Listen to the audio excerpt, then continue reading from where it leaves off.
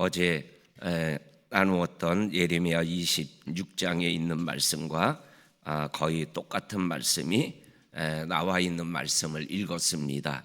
그런데 어제 말씀과 차별되는 말씀은, 어제 말씀은 유다라는 한 나라를 향한 예레미야의 예언의 말씀이었는데, 오늘 말씀은 유다를 뛰어넘어 이웃 나라, 오늘 성경에 보면 5개 나라가 나오는 것을 보게 됩니다. 에돔왕, 모압왕, 암몬왕, 두로왕, 시돈왕에게도 바벨론을 섬기지 않으면 망하게 된다라고, 또한 지역 나라에게까지 유다에게 말씀했던 똑같은 예언의 말씀을 전하고 있는 것을 우리들이 보게 되어집니다. 이것을 통해서 하나님은 나의 하나님이 되지만 우리의 하나님, 모두의 하나님이 되시고 이 세상의 모든 것들을 다스리시는 주권적 하나님이신 것을 우리들에게 말씀하여 주시고, 그 하나님 앞에 오늘도 우리가 나와서 기도하며 만복의 근원 되신 하나님의 축복 가운데 오늘을 살아가기를 원하는 저와 성도님들의 믿음의 걸음을 하나님이 기억하시고 인도하여 주실 줄로 믿습니다. 아멘. 오늘 우리가 읽은 1절 말씀에 우리가 조금 묵상하고 넘어가야 될 말씀이 있습니다. 유다왕 요시아의 아들 여호야김이 다스리기를 시작할 때에 여호와께서 말씀으로 예레미야에게 임하심이니라. 여기에 보면 하나님이 예레미야에게 임했다라는 거죠. 근데 예레미야에게 하나님이 임했는데 어떻게 임했냐면은 말씀으로 임했다라고 말씀하여 주고 계십니다. 그리고 신구약 성경을 쭉 읽어 나가다 보면 말씀으로 임하는 하나님의 모습이 얼마나 자주 반복되는지 몰라요.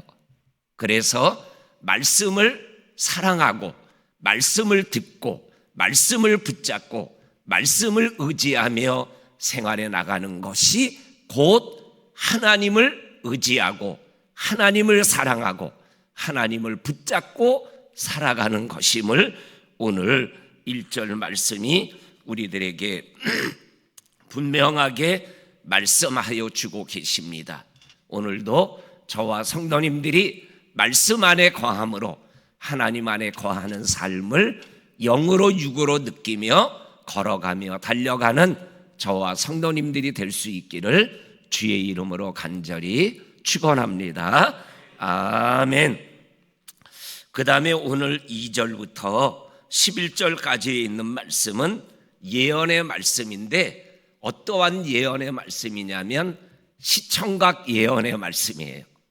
그러니까 입으로만 예언하는 것이 아니라 몸으로, 그리고 눈으로 볼 수 있도록 시청각적으로 예언하고 있는 것을 우리들에게 말씀합니다.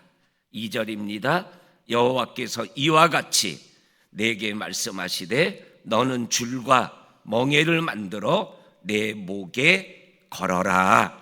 그리고 3절에 보면 유다왕 시드기야를 아련하기 위해서 온 5개 지역의 작은 나라 왕들에게도, 그 사신들에게도 너와 똑같은 그러한 줄과 멍에를 만들어 가지고 그 사신들에게 주고, 사신들이 자기 나라에 돌아가서 그대로 시청각으로 왕들에게 얘기할 수 있도록, 보여줄 수 있도록 그렇게 행하거라, 이렇게 말씀하는 말씀을 우리들이 읽어보게 되어집니다.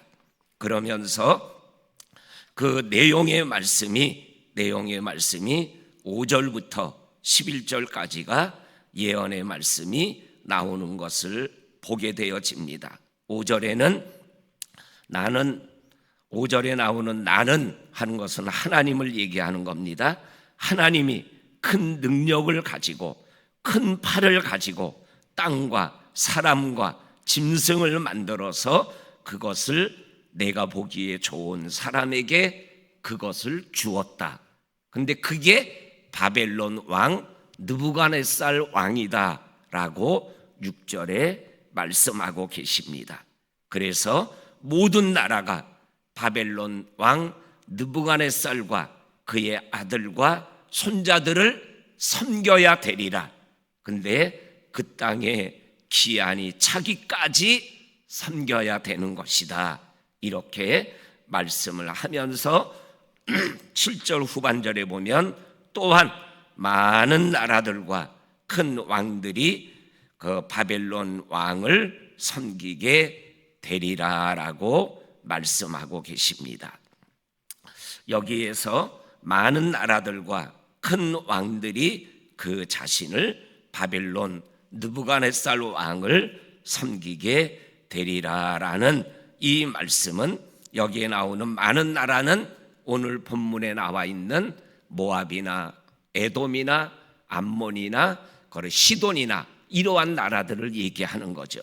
그리고 큰 왕들은 어떠한 나라를 얘기하냐면 아수르 왕 그리고 애굽 왕을 얘기하는 겁니다. 이 당시에 정치적 그 상황이 어떠냐면 바벨론은 점점 강한 나라가 되어가고 애굽도 강한 나라고 아수르도 강한 나라예요. 그런데 이 두 나라가 조금씩 약해지면서 둘이 연합해가지고 유다 왕 요시아도 연합해가지고 바벨론을 더 이상 강하게 하지 못하게 무너뜨리자.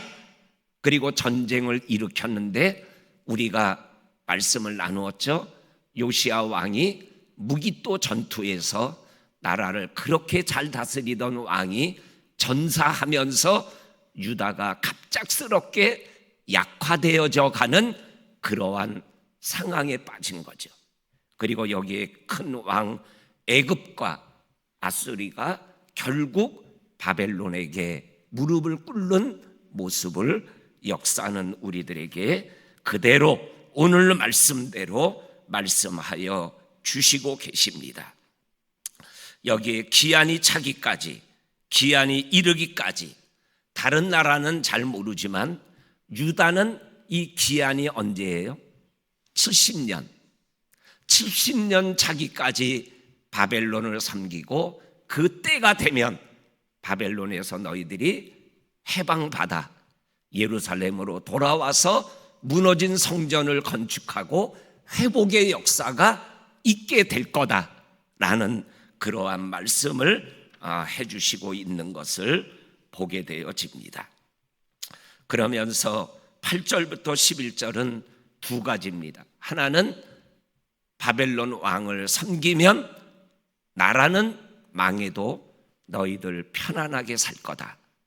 근데 바벨론 왕을 섬기지 않으면 나라도 망하고 너희들도 망하고 죽어버린다. 그러니까 내 말을 듣고 바벨론의 멍에를 걷어차지 말고 손목에 메고 목에 메고 그리고 편안하게 사는 것이 하나님의 뜻이다. 그랬더니 오늘 성경 말씀 9절에 보면 너희는 너희 선지자나 복술가나 꿈꾸는 자나 술사나 요술자가 이르기를 너희가 바벨론 왕을 섬기게 되지 아니하리라 하여도 너희는 듣지 말아라. 그런데 거짓 선지자, 거짓 예언을 듣고 유다가 아주 망하게 되어버리고 마는 거죠. 근데 이 말씀을 묵상하다가 제가 이렇게 가만히 생각해 보니까 나라가 망하는 예언을 받아들이기가 왕이 쉽지가 않은 거예요. 내가 다스릴 때 나라가 망했다? 역사적으로 그렇게 남는 거를 이 인간적으로나 자존심적으로 받아들이기가 어려운 거죠. 바벨론에게 내가 섬긴다고? 무릎을 꿇는다고? 왕이인데, 자존심이 있는데 이러한 마음이 일어날 수밖에 없는 멸망하는 명령을 어떻게 그대로 받아들일 수 있겠다는 말입니까?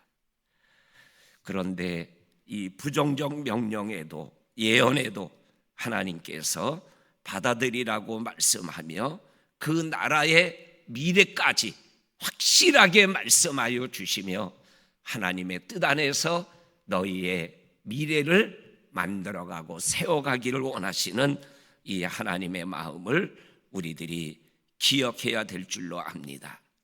이 오늘 이러한 말씀이 계속 예레미야서가 끝날 때까지 반복되어지는 거예요. 왜 그럴까요? 반복된 말씀을 계속 거절하니까. 이 반복이 뭐예요? 하나님의 기회를 주시는 은혜의 기회와 시간인데 그 반복된 기회를 계속 놓치다가 망하게 되어지는 거죠.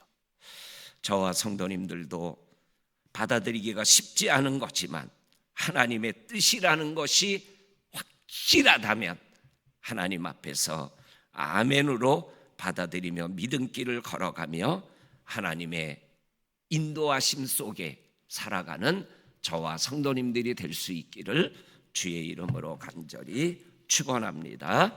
아멘.